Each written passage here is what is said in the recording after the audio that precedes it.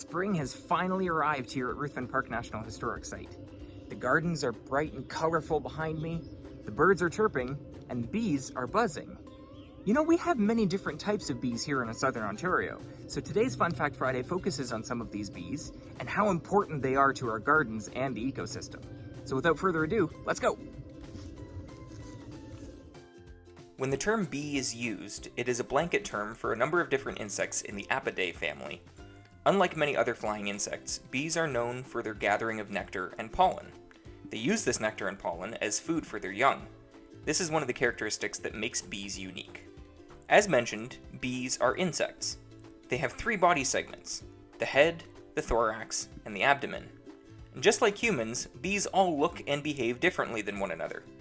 Bees have variable colorations and sizes. In Ontario, there are over 400 species of bees, but today we're going to focus on 2 of the primary types of bees located here. Probably the most famous group of bees in Ontario are bumblebees. Bumblebees are large, fuzzy, and the typical colors we associate with bees, black and yellow, though their colors may also include red, orange, and white. The pattern of bumblebees varies depending on the species types. The most frequent species that is located here in Ontario is the common eastern bumblebee. The common eastern bumblebee is independent and keeps to itself most of the time, unless it feels threatened.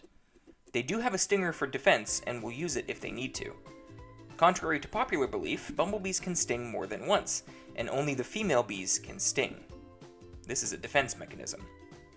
Bumblebees are responsible for a large amount of pollination in plants and are a key component in the animal kingdom.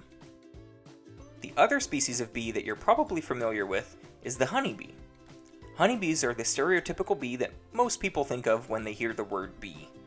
Think of the mascot Buzz the bee from Honey Nut Cheerios. Buzz is a honeybee. They're the ones that produce honey for humans to consume. Though honeybees are a non-native species, originally from Africa, they were brought over to North America in the 1600s for agricultural purposes.